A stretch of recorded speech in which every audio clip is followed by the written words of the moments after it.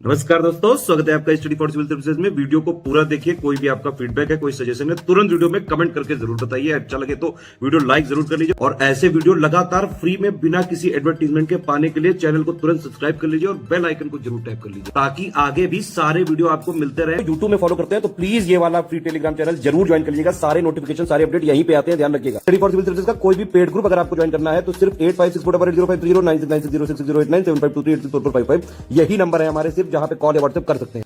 Instagram पे हमारा page जरूर फॉलो कर लीजिएगा, स्टडी फॉर सिविल .सर्विसेज है। ट्विटर पे हमको जरूर फॉलो कर लीजिएगा, @study for civils है। हेलो दोस्तों, आप सारे व्यूअर्स का बहुत बहुत स्वागत है एक बार फिर से। सीजीपीसीएस प्रीलिम्स 2021 का जीएस पेपर हम लोग सॉल्व करेंगे छत्तीसगढ़ वाला पोर्शन हटा करके। तो जितने भी आने वाले एग्जाम्स है उसके लिए ये कुछ क्वेश्चंस देखना काफ़ी ज़रूरी होता है आपके लिए। कुछ क्वेश्चंस जो है जीएस पोर्शन से और करंट अफेयर से डायरेक्टली कभी कभी रिपीट होते हैं, कभी उनसे रिलेटेड टर्म्स पूछे जाते हैं और कभी कभी सिंपली आपको पैटर्न का अंदाजा लगता है कि किस लेवल तक के सवाल और किस लेवल तक के फैक्ट्स हमको प्रिपेयर करने हैं। तो सभी स्टेट पीसीएस देने वाले एस्पिरेंट जो आगे या फिर अगले साल तक एग्जाम देंगे, इस वीडियो को जरूर देख लीजिएगा पूरा।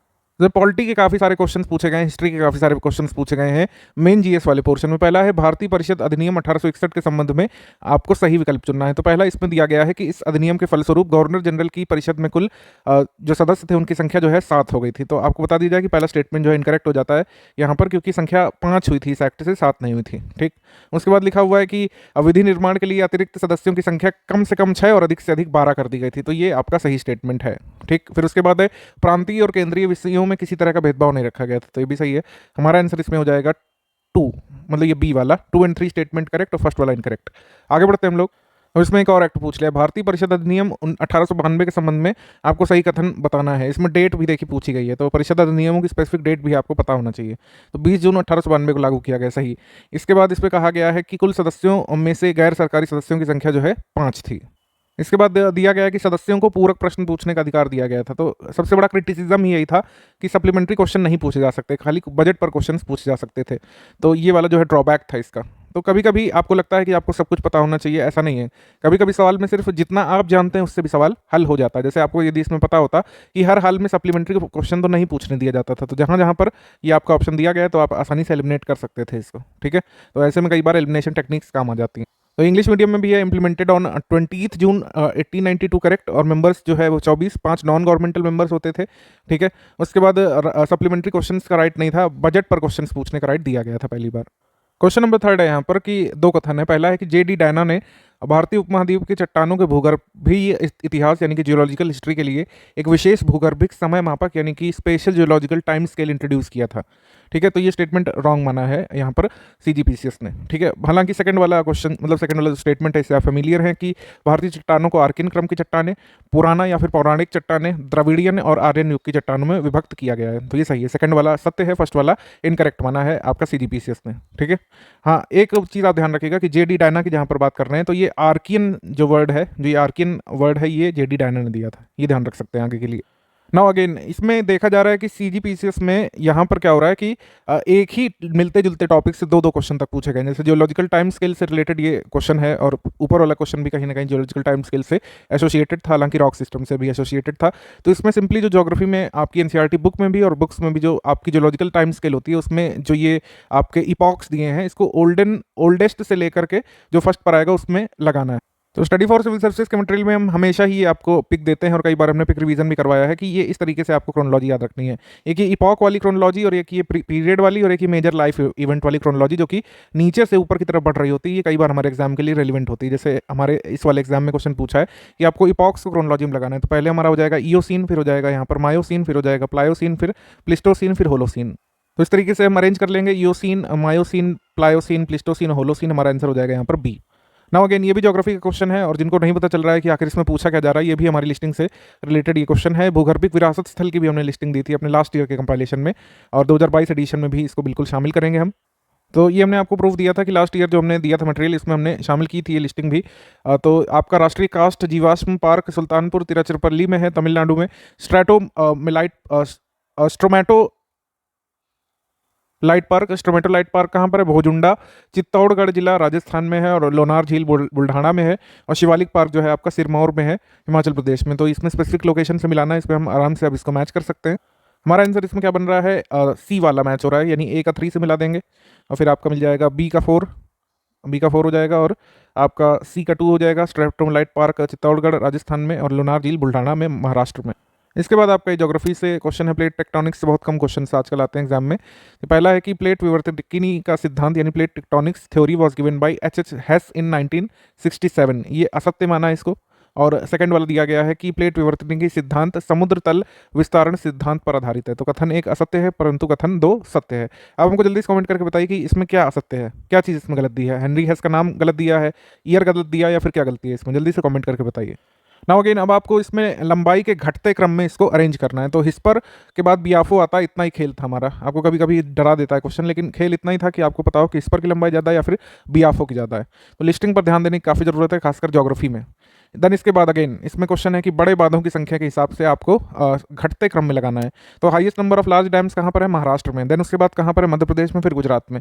तो अगर इतना पता होता कि महाराष्ट्र, मध्य प्रदेश, गुजरात, तो इतनी से भी हमारा काम हो जाता। सबसे ज़्यादा बड़े बांध कहाँ पर है, महाराष्ट्र में, फिर है मध्य प्रदेश में, फिर गुजरात में, फिर राजस्थान में, फिर तेलंगाना में, फिर आंध्र में। इसके बाद ये करंट अफेयर क्वेश्चन है। करंट अफेयर का question study for civil services से बाहर नहीं होता है। इसमें पूछ रहे हैं कि COP 26 अधिवेशन में भारत द्वारा जो टारगेट्स या फिर कमिटमेंट्स किए गए हैं, इसमें कौन सा सही नहीं है। तो पहला है कि 1 बिलियन टन तक की कमी करेगा, सही है। उसके बाद कह रहे हैं कि जो ये आपकी ऊर्जा ज़रूरतें हैं या फिर जो एनर्जी रिक्वायरमेंट्स है इंडिया, इसको रिन्यूएबल सोर्सेज से या फिर नॉन फॉसिल सोर्सेज से मीट करेगा, कितनी 50% है, जबकि यहाँ पर 60% दिया हुआ है। इस वजह से हमारा स्टेटमेंट रॉन्ग हो जाता है। ठीक है, ये टारगेट बहुत ज़रूरी है, आगे तक ही पूछे जाएंगे। ठीक है, मैंने आपको जब करंट अफेयर में बताया था कि ये अभी 3-4 साल तक भी अगर प्रिपरेशन करने वाले हैं तो COP 26 में भारत के टारगेट्स याद रखिएगा। 2030 तक गैर जीवाश्म ऊर्जा क्षमता को 500 गीगावाट तक बढ़ाने का लक्ष्य भारत ने रखा है, ये भी सही है। हमारे क्वेश्चन का आंसर हो गया बी। अब इसमें जो है पद्मश्री 2021 पुरस्कारों में भी लिस्ट देखनी चाहिए थी आपको। कई बार आपको लगता है कि कई सारे नाम आप कैसे याद करेंगे, तो इसमें थोड़ा सा टफ क्वेश्चन तो था। CGPSS के टफ क्वेश्चन जो है इजी गो नहीं थे सारे के सारे। ये one of the tough question था, क्योंकि आप कितने के नाम याद कर सकते हैं। पद्मश्री काफ़ी सारे लोगों को मिला था, और इस तरीके से इसमें और जो मतलब जिस क्षेत्र से संबंधित थे उसको यहाँ पर मैच करना था। ये क्वेश्चन थोड़ा सा इजी गो और रिपीटेड आया था कि जो फेयर एंड रिमनरेटिव प्राइस आता है MSP के साथ, वो किस क्रॉप के लिए आता है, वो आता है शुगर केन के लिए। इसके बाद ये इकोनॉमी डेटा बेस्ड क्वेश्चन है, what is the weightage in percentage of the manufactured products in the calculation of wholesale price index. तो ये है 64.23%, याद रखिएगा। ये भी आपका एक इंपॉर्टेंट जो है कह सकते हैं इकोनॉमी का फैक्ट है कि भारत का विशेष आहरण अधिकार प्रतिशत, वोट एवं वोट का प्रतिशत क्रमशः कितना है IMF में। तो ये है आपका 2.75% आपका भारत का विशेष आहरण अधिकार प्रतिशत है, और वोट का प्रतिशत है 2.63%। इसको रट लीजिए हमेशा के लिए। अब इकोनॉमिक सर्वे 2021 के अनुसार दुग्ध उत्पादन के घटते क्रम में इनको सजाना था, यानी कि जिसका उत्पादन ज़्यादा था उसको पहले रखना था। तो मध्य प्रदेश का सबसे ज़्यादा इन गिवन स्टेट्स में, फिर गुजरात का, फिर पंजाब का, फिर हरियाणा का। ठीक, तो इस तरीके से इसको अरेंज करना था। इसके बाद कौन सा सही नहीं है, वायरस का शब्द एक डच माइक्रोबायोलॉजिस्ट MW बेंजरिक का दिया हुआ है। ठीक है, वायरस का न्यूक्लिक एसिड जीनोम RNA अथवा DNA आधारित हो सकता है। ये दोनों बातें तो कॉमन थी, हमको पता होती हैं। DNA आधारित वायरस अधिकांशतः सिंगल स्ट्रैंडेड होता है, तो ये जो है नहीं होता है, डबल स्ट्रैंडेड होता है अधिकांशतः। ठीक है, उसके बाद दिया हुआ है कि RNA based viruses accumulate more genetic changes as compare to DNA based virus. तो ये भी आपका सही है, तो नॉट ट्रू है। ये DNA बेस्ड वायरस जो है ये सिंगल स्ट्रैंडेड नहीं, डबल स्ट्रैंडेड होते हैं। इसमें जो आखिरी आपका एग्रीकल्चर सेंसस हुआ था 2015-2016 का, उसके बारे में पूछ लिया है। ठीक है, तो इसमें जो इंपॉर्टेंट पोस्टुलेट्स हैं ये आगे के लिए जरूर ध्यान रखिएगा। लघु और सीमांत किसान कुल किसानों का 82.2% बनाते हैं, और केवल 47.3% फसल क्षेत्रों यानी कुल फसल क्षेत्रों के मालिक हैं। यानी कि जो लघु और किसान कुल किसानों के तो इतने प्रतिशत हैं, लेकिन जो फसल क्षेत्र है उसमें ये केवल 47.3% के मालिक हैं। तो यानी कि भारत में बड़े किसान संख्या में कम है, लेकिन भूमि ज़्यादा उन्हीं के पास है। राज्यवर कृषकों की कुल संख्या के आधार पर महाराष्ट्र तीसरे स्थान पर है। राज्यवर कुल जोती गई भूमि क्षेत्रफल के आधार पर राजस्थान प्रथम स्थान पर है। तीनों ही सही माने गए हैं इसमें आपके CGPSS ऑफिशियल की में, तो यहाँ पर ये सही है। ये क्वेश्चन साइंस का था और इसमें NCERT बेस्ड क्वेश्चन है, ज़्यादा इसमें दिमाग नहीं लगाना था। एक कार्बन में कार्बन डाइऑक्साइड भरी हुई है और उसमें जो एटम्स है उसके बीच दूरी किन मदों में बढ़ेगी। कंटेनर का आयतन बढ़ा देंगे तो मॉलिक्यूल दूर दूर चले जाएंगे और दूरी बढ़ जाएगी। कंटेनर से कुछ कार्बन डाइऑक्साइड लीक हो जाएगी तो जितने मॉलिक्यूल बचेंगे उनके बीच में जो इंटरमॉलिक्यूलर स्पेसेस हैं वो बढ़ जाएगी, तो ये इससे भी बढ़ेगी। कंटेनर के अंदर दबाव बढ़ा देंगे तो घट जाएगी, अणुओं के बीच की दूरी जो है घट जाएगी। कंटेनर के आकार में बिना बदलाव की कार्बन डाइऑक्साइड गैस डालेंगे तब भी अणुओं के बीच की दूरी जो है घट जाएगी, बढ़ेगी नहीं। तो बढ़ेगी किस में? केवल 1 और 2 सिचुएशंस में जो है दूरी बढ़ेगी। इसमें थोड़ा सा न्यूमेरिकल बेस्ड भी है कि आवृत्ति जो है ध्वनि तरंग की 4 किलोहर्ट्ज़ है और तरंग दैर्घ्य जो है 35 सेंटीमीटर है। 3 किलोमीटर की दूरी तय करने में कितना समय लगेगा? तो इसका आंसर हो जाएगा 2.14 सेकेंड। देन इसके बाद पूछ रहे हैं कि कोशिका द्रव में ग्लूकोज 4 कार्बन अणु वाले पायरुवेट में विखंडित होने का काम करता है। तो 4 नहीं बनते, 3 बनते हैं। अगर खाली इतना पता होता तो ये क्वेश्चन हो जाता। ठीक है, पायरुवेट में कितने मॉलिक्यूल बनते हैं? ग्लूकोज जब विखंडित होता है तो 3 पायरुवेट मॉलिक्यूल बनते हैं, ये ध्यान रखिएगा। ठीक है, ऑक्सीजन के अभाव में पायरुवेट लैक्टिक एसिड में परिवर्तित हो जाता है, सही है। उसके बाद ऑक्सीजन की अनुपस्थिति में पायरुवेट कार्बन डाइऑक्साइड और इथेनॉल में परिवर्तित होता है, ये भी सही है। तो हमारा आंसर हो जाएगा सी। अब आप देखेंगे ये क्वेश्चन जो है नीट वगैरह में इतने लेवल के पूछे जाते हैं, नीट के जो मतलब ईजी को क्वेश्चन होते हैं उनमें से है ये। कई बार आपको स्टेट पी से सोचने पर मजबूर करता है कि कितने लेवल तक की एक्सपर्टीज आपको चाहिए। उदयगिरी और खांडगिरी गुफाओं के बारे में कौन सा सही है? तो इसमें दिया हुआ है कि प्राकृतिक और कृत्रिम दोनों तरह की गुफाएं हैं। उदयगिरी में 18 है, खांडगिरी में 15 है। हाँ, ये जो हाथी गुम्फा शिलालेख है ये उदयगिरी केव्स का पार्ट है, यहाँ पर खांडगिरी दिया है, तो ये इनकरेक्ट है। तो हमारा आंसर क्या बनेगा? हमारा आंसर यहाँ पर बन जाएगा आपका ओनली 1 और 2 स्टेटमेंट आर करेक्ट। उसके बाद विशुद्ध मार्ग नाम की जो ये आपकी बुक है, इसके रचयिता कौन है? विशुद्ध मार्ग के रचयिता है बुद्ध घोष। ठीक है, ऑप्शन नंबर डी। तो ये जो सवाल है इसमें कई बार आपको लगता है कि आप करंट अफेयर वाली चीज़ें फॉलो कर रहे हैं। जो शेरशाह ऑफ कारगिल नाम की पिक्चर आई थी हमारे शहीद कैप्टन विक्रम बत्रा के ऊपर, तो काफ़ी सारी चीज़ें आपको पता हो गई उसके बारे में। लेकिन जो एक बेसिक स्टैटिक फैक्ट है उससे ये क्वेश्चन पूछा है परमवीर चक्र के बारे में, कि केवल इंडिविजुअल को वंस दिया जा सकता लाइफ टाइम में, ऐसा नहीं लिखा है। ठीक है, केवल एक ही बार परमवीर चक्र मिल सकता है, ऐसा कहीं नहीं लिखा है। ठीक, उसके बाद है कि मेडल में जो है इंद्र वज्र मतलब इंद्र वज्र जो है उसको इम्बॉस किया जाता है, तो इंद्र की वज्र की रेप्लिका लगाई जाती है, ये सही है बिल्कुल। उसके बाद है कि 31 दिसंबर 2021 तक 25 लोगों को मिल चुका है परमवीर चक्र, लेकिन खाली 21 को मिला, इस वजह से स्टेटमेंट भी रॉन्ग हो गया। उसके बाद है कि अवार्ड को इंस्टीट्यूट किया गया था 26 जनवरी 1952 में, जबकि ऑफिशियल साइट में आप देखेंगे तो 1950 में लिखा है कि इसको कह सकते हैं इंट्रोड्यूस किया गया या फिर इंस्टीट्यूट किया गया 26 जनवरी 1950 से। तो हमारा आंसर हो जाएगा इसमें बी, केवल इस परमवीर चक्र के बारे में सेकंड वाला स्टेटमेंट करेक्ट, बाकी सारे इनकरेक्ट है। अभी बेसिक आपका आर्ट एंड कल्चर से रिलेटेड आपका क्वेश्चन है मैचिंग वाला, इसमें आपको मिलाना है ये जो कढ़ाई कला है ये किस राज्य में प्रचलित है, तो इसका आंसर हो जाएगा आपका, तो इसका आंसर मिला देंगे हम डी से, यानी कि आपका फुलकारी है पंजाब का, और धरनिया है गुजरात का, कसूटी है कर्नाटक का, और करचोबी है कढ़ाई ये राजस्थान की। फिर इसके बाद इसमें कांग्रेस के सेशन से रिलेटेड क्वेश्चन है जो कि जनरली आता है स्टेट पीसीएस में, कांग्रेस के सेशन से रिलेटेड कुछ ना कुछ फैक्ट जरूर पूछा जाता है। कथन नंबर 1, 1907 में कांग्रेस वार्षिक अधिवेशन की अध्यक्षता रास बिहारी घोष ने की थी, तो कथन है कि यहाँ पर सही है। उसके बाद इस अधिवेशन में कांग्रेस 2 गुटों में बट गया था, चरमपंथी और नरमपंथी में, ये भी सही है। उसके बाद है कि 1916 के वार्षिक अधिवेशन में 2 गुटों चरमपंथी और नरमपंथी का विलय हो गया, इसकी अध्यक्षता एसपी सिन्हा ने की थी, जबकि एसपी सिन्हा ने इसकी अध्यक्षता नहीं की थी, तो इस वजह से थर्ड वाला गलत हो जाता है स्टेटमेंट। तो ये जो 1916 में जो कांग्रेस सेशन हुआ था जिसको लखनऊ पैक्ट के नाम से जानते हैं, तो इसकी अध्यक्षता की थी अंबिका चरण मजूमदार ने। ठीक है, और अंबिका चरण मजूमदार, एसी मजूमदार ने की थी अध्यक्षता, तो ये वाला स्टेटमेंट रॉन्ग हो गया। तो first and second are correct but third is false, तो ये हमारा आंसर हो गया। इसके बाद सेंसस से रिलेटेड एक स्टैटिक क्वेश्चन पूछा है, जैसे पहली भारतीय जनगणना का प्रयास किया गया था 1871 में, डेट गलत है इस वजह से हो गया रॉन्ग। उसके बाद 1881 से नियमित जनगणना होने लगी, सही है। ये दोनों फैक्ट जो है ये तो पढ़े ही होंगे आपने, तो सेकंड वाला जो है सही है। और थर्ड में लिखा है कि 1900 से लेकर 1940 के बीच 40 सालों के बीच में शहरी आबादी पूरी आबादी का 10% से बढ़कर 18% हुई थी, तो ये वाला स्टेटमेंट रॉन्ग है। तो हमारा आंसर हो जाएगा इसमें सी, यानी कि केवल इसमें ये वाला स्टेटमेंट करेक्ट है, ये वाला रॉन्ग है और ये वाला भी रॉन्ग है। इसके बाद राज्य पुनर्गठन आयोग से रिलेटेड क्वेश्चन 1953 में जो बना था फजल अली कमीशन इसको बोलते हैं, तो के एम पणिक्कर, हृदयनाथ कुंजरू और जो है फजल अली इसमें सदस्य थे, सही है। उसके बाद है कि संसद में पास राज्य पुनर्गठन कानून 1956 के तहत 14 और 6 मतलब 14 राज्य 6 यूटीज बनाए गए थे, ये दोनों तो सही है। लेकिन आयोग ने बंबई और पंजाब के विभाजन का समर्थन किया था, ऐसा कहीं नहीं लिखा है। ठीक है, तो हमारा आंसर हो जाएगा इसमें 1 और 3 करेक्ट ओनली, यानी कि ऑप्शन नंबर टी 1 और 3 करेक्ट है, सेकंड वाला इनकरेक्ट। इसके बाद भारत के पूर्व मुख्य न्यायाधीश यशवंत विष्णु चंद्रचूड़ के बारे में बताना कौन सही है, तो ये 16वें थे, सही। उसके बाद अब तक सबसे लंबी अवधि के रहने वाले बने हैं, उनकी नियुक्ति नीलम संजीव रेड्डी ने की थी, तो हमारा आंसर हो जाएगा ए, मतलब तीनों स्टेटमेंट सही है। अब देखिए इसमें सबसे कम अवधि वाला भी पूछ लिया, सबसे कम अवधि में रहे KN Singh, Kamal Narayan Singh, option number T.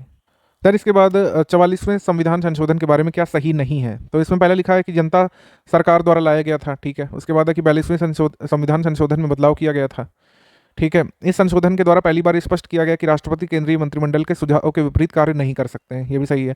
इस संशोधन के द्वारा राष्ट्रपति चाहे तो मंत्रिमंडल के सुझाव को पुनर्विचार के लिए वापस भेज सकता है जब तक वह संतुष्ट नहीं है, ऐसा कुछ नहीं लिखा है, तो ऐसा तो कहीं है नहीं। आप अगर आपने पॉलिटी थोड़ा भी एक बार भी अच्छे से रीडिंग की है तो आपको पता है कि जब तक वाला कोई हिसाब नहीं है, ठीक है। तो एज मैनी टाइम्स नहीं कर सकता है प्रेसिडेंट। फिर उसके बाद यदि किन्हीं कारणों से भारत के राष्ट्रपति की अनुपस्थिति में यानी कि एब्सेंस में उपराष्ट्रपति यानी वाइस प्रेसिडेंट राष्ट्रपति पद के कार्यों का निर्वहन करते हैं, तो उस अवधि के संबंध में कौन सा कथन आपका सही है। पहला है कि इस अवधि में उपराष्ट्रपति राज्यसभा के सभापति बने रहेंगे, सबसे पहली बात तो यही है कि वो नहीं बने रहेंगे। फिर अगर उस अवधि में वो राष्ट्रपति का कार्यभार निभा रहे हैं तो वो जो है राज्यसभा के सभापति नहीं रह सकते हैं। फिर इस अवधि के लिए उपराष्ट्रपति को राष्ट्रपति का वेतन मिलेगा, सही। उसके बाद इस अवधि में उपराष्ट्रपति त्यागपत्र यदि देते हैं तो भारत के मुख्य न्यायाधीश राष्ट्रपति के पद के कार्य का निर्वहन करेंगे, ये भी सही है। हमारा आंसर हो जाएगा सी, 2 और 3 करेक्ट। अब ये आपका विधेयक पारित होने से संबंधित है, ये जॉइंट सिटिंग से रिलेटेड बेसिकली क्वेश्चन है, काफी डीप क्वेश्चन है जॉइंट सिटिंग के प्रोविजन से रिलेटेड।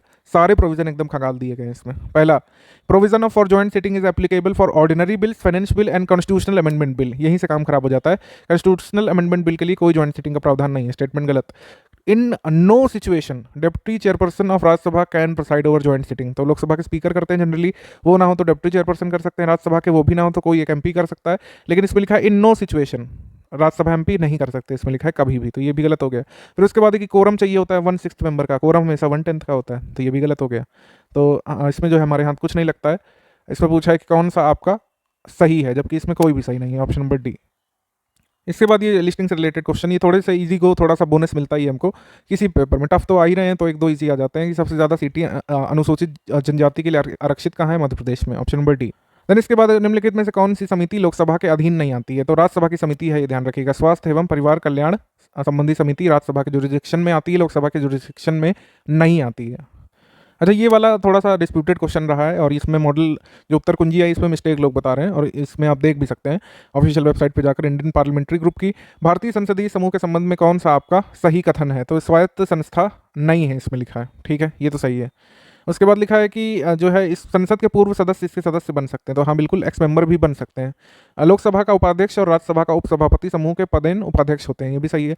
तो इसमें हमारा आंसर हो जाएगा, इसमें अगर इसमें दिया होता कि केवल 2 और 3 तब तो सही हो जाता डी वाला, लेकिन इसमें लोग क्लेम करेंगे क्योंकि एक्स मेंबर भी बन सकते हैं। इंडियन पार्लियामेंट्री ग्रुप की वेबसाइट पर जाकर आप देख भी सकते हैं, तो ये थोड़ी सी त्रुटि रही आंसर की में, आशा है आगे जाकर के सही किया जाएगा इसको। फिर इसके बाद सिंपली ये राज्य पुनर्गठन वाला क्वेश्चन बहुत पूछा जा रहा है कि कौन सा स्टेट कब बना, आपको बाकायदा ईयर पता होना चाहिए, और खासकर यूटीज के। तो जैसे लक्षद्वीप 1956, फिर दमन दीव आपका 1962, फिर आपका चंडीगढ़ कब का है 1966, फिर दादर नगर हवेली आपका 1961। इसके बाद स्वायत्त जिला परिषदों के बारे में कौन सा आपका कथन सही है, तो इसमें पहला वाला सही है, जिला परिषद में 30 सदस्य होते हैं। फिर उसके बाद दिया हुआ है 26 मेंबर ऑटोनोमस डिस्ट्रिक्ट काउंसिल के जो है प्रत्यक्ष मतदान से आते हैं, सफरेज से यानी कि वोटिंग से, और जो है 6 आते हैं 6 नॉमिनेट किए जाते हैं गवर्नर के द्वारा। ये नंबर गलत दिया हुआ है, 26 जो है ये इलेक्टेड होते हैं, 4 नॉमिनेटेड होते हैं, तो ये वाला गलत हो गया। फिर उसके बाद है कि right to direct acts passed by the parliament of India in autonomous district of Assam lies with governor, ठीक है, ये भी सही है। तो हमारा आंसर हो जाएगा इसमें 1 and 3 ओनली, 1 and 3 ओनली हमारा यहाँ पर करेक्ट हो जाएगा बी। इसके बाद फाइनेंस कमीशन से रिलेटेड क्वेश्चन है, कुल 5 सदस्य होते हैं, सही है। उसके बाद आयोग में कम से कम एक सदस्य हाई कोर्ट का सदस्य, या तो मतलब हाई कोर्ट का पूर्व या तो सदस्य रहा हो, या तो उसके बनने लायक उसकी क्वालिफिकेशन हो, वो होता है। सुप्रीम कोर्ट का यहाँ पर नहीं होना चाहिए, ठीक है, तो ये गलत हो गया। उसके बाद आयोग का अध्यक्ष पुनः नियुक्त नहीं किया जा सकता, बिल्कुल किया जा सकता है, तो ये दोनों स्टेटमेंट रॉन्ग हो गए। फिर उसके बाद है कि पहले अध्यक्ष जो है के संथानम थे, केसी नियोगी थे, संथानम नहीं थे, तो खाली पहला वाला स्टेटमेंट जो है करेक्ट है, बाकी सब इनकरेक्ट है। हमारा आंसर हो जाएगा डी, ठीक है, डी वाला जो है हो जाएगा, यानी कि केवल पहला कथन सही है, बाकी 3 इनकरेक्ट।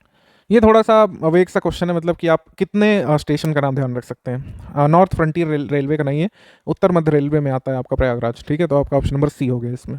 देन इसके बाद ओलंपिक 2020 के बारे में 121 खिलाड़ियों ने भाग लिया था। कुश्ती में महिला खिलाड़ियों की संख्या पुरुष खिलाड़ियों से ज़्यादा थी, ये काफ़ी चीज़ हाईलाइट भी हुई थी, और भारत ने कुल 18 स्पोर्ट्स डिसिप्लिन में पार्टिसिपेट किया, तो इसका आंसर हो जाएगा ए। ये सब हमने करवाया हुआ है, खैर ये स्टडी फॉर सिविल सर्विसेज ने पूरा आपको बताया था ओलंपिक में। इसके बाद ये मैं कई बार आपको बताता रहता हूँ, जब भी हम ग्रैंड स्लैम डिस्कस करते हैं, जो करंट अफेयर का स्टडी फॉर सिविल सर्विस का वीडियो देखते हैं, ये आप सुनते होंगे, और लगातार आप जब भी कोई फ्रेंच ओपन या फिर यूएस ओपन या फिर कोई भी ओपन में पढ़ाता हूँ तो आपको क्रोनोलॉजी जरूर बताता हूँ कि विंबलडन पहले होता है, फिर फ्रेंच ओपन होता है, फिर यूएस ओपन होता है, फिर ऑस्ट्रेलियन ओपन होता है, ठीक है। तो हमारा आंसर हो जाएगा इसमें, एक मिनट, एक्चुअली जो है यहाँ पर गलत लग गया, पहले विंबलडन होता है, फिर यूएस ओपन होता है, फिर फ्रेंच ओपन होता है, फिर ऑस्ट्रेलियन ओपन होता है। क्रोनोलॉजी याद कर लीजिए आप। फिर कंप्यूटर से रिलेटेड कुछ क्वेश्चन है, GNU नॉट यूनिक्स जो है इसका फुल फॉर्म है, और रिचर्ड स्टॉलमैन ने शुरुआत की थी, ओपन सोर्स सॉफ्टवेयर है और यूनिक्स के साथ कंपेटिबल है, तो इसमें क्या नहीं सही है कि यूनिक्स के साथ कंपेटिबल नहीं है। उसके बाद हमारा सवाल है कि distributed denial of services attack क्या है, तो ये एक साइबर अटैक है, DDoS एक साइबर अटैक है। नाविक का फुल फॉर्म पूछा है, ये कई बार न्यूज़ में आता रहता है, तो इंडियन कॉन्स्टलेशन यहाँ पर इंपॉर्टेंट है, नेविगेशन विद इंडियन कॉन्स्टलेशन। इसके बाद FM के बारे में इसमें बताना है कि जो आपका एम्पलीट्यूड मॉड्यूलेशन होता है, ये इसकी फ्रीक्वेंसी रेंज FM की इसमें लोअर नहीं होती है, ठीक है, इससे ज़्यादा होती है, तो ये वाला स्टेटमेंट नॉट करेक्ट है। बाकी एम्पलीट्यूड और फेस जो है चेंज नहीं होते हैं, इसमें एडविन आर्मस्ट्रॉन्ग ने डिस्कवर किया था FM को और इसकी बैंडविड्थ ये आपकी आया मॉड्यूलेशन से ज़्यादा होती है। अब चंद्रयान पूछा है, चंद्रयान वैसे 2019 का है, लेकिन अब ये हमारी बुक्स में भी आ चुकी है ये चीज़। प्राइम मिनिस्टर मनमोहन सिंह ने अप्रूव किया था इसको, सही है। और रोवर सेंड किया गया था, प्रज्ञान नाम था उसका, और ये लूनर साउथ पोल के लिए था, नॉर्थ पोल के लिए नहीं था, तो ये इनकरेक्ट हो गया। विक्रम लैंडर का यूज़ किया गया था, तो हमारा आंसर इसमें हो जाएगा सी, ये नॉट करेक्ट है। उत्तरी नहीं, दक्षिणी ध्रुव होगा यहाँ पर। ये जो है क्वेश्चन पूछा है कि कोविशील्ड वैक्सीन की मात्रा कितनी होती है, तो मात्रा होती है 0.5 ml। गलवान में झड़प हुई थी, गलवान के बारे में पूछा है कि भैया गलवान नदी का नाम और गुलाम रसूल गलवान के नाम पर पड़ा था। वो एक लद्दाखी एक्सप्लोरर थे और सर्वेंट्स ऑफ साहिब नाम की एक किताब उन्होंने अंग्रेजी में लिखी थी। आंसर हो जाएगा ए। इसके बाद ये 2 करंट अफेयर के खाली सवाल आए हैं। करंट अफेयर कम पूछा गया इस बार, पिछली बार 9 सवाल आए थे करंट के। भारत और पोर्चुगल की सरकार ने भारत में राष्ट्रीय समुद्री विरासत परिसर विकसित करने के लिए समझौता ज्ञापन पर हस्ताक्षर किए हैं। इसको कहाँ बनाया जा रहा है? इसको बना रहे हैं लोथल, गुजरात में। Option number D. Chief of defence के बारे में क्या सही नहीं है? अधिकतम उम्र सीमा 65 है। Chief of defence staff committee का अस्थायी सदस्य अध्यक्ष होता है, सही है। वह रक्षा अधिग्रहण परिषद का अध्यक्ष होता है, ये यहाँ पर गलत है। तो आप जल्दी से कमेंट करके बताइए कि डिफेंस एक्विजिशन काउंसिल को हेड कौन करता है अगर सीओडी नहीं करते हैं, चीफ ऑफ डिफेंस स्टाफ नहीं करते हैं, तो रक्षा अधिग्रहण परिषद का अध्यक्ष कौन होता है? रक्षा योजना समिति का सदस्य होता है, सही है। ये आपका गंजाम विद्रोह से एसोसिएटेड ये क्वेश्चन है, थोड़ा सा टफ डिफिकल्ट लेवल सवाल कहेंगे इसको। तो गज्जम रिवॉल्ट जो है करी थी इतने में, सही है। उसके बाद है कि इसको लीड किया था धनंजय ने, गलत। इसको श्रीकर भंज ने जो है लीड किया था। गुमसुर का रिबिलियन हालांकि धनंजय ने किया था। धनंजय जो है इसमें लिखा है कि फादर था श्रीकर भंज का, जो कि गलत है, वो सन था। तो खाली ये डी वाला आपका सही जा रहा है, बाकी सब यहाँ पर इनकरेक्ट हो रहे हैं, ठीक। बाकी ये वाला एक क्वेश्चन है पॉलिटी का, इसका आंसर आप जल्दी से कमेंट करके बताइए तुरंत, ठीक है। ये आर्टिकल्स आपको पता होने चाहिए।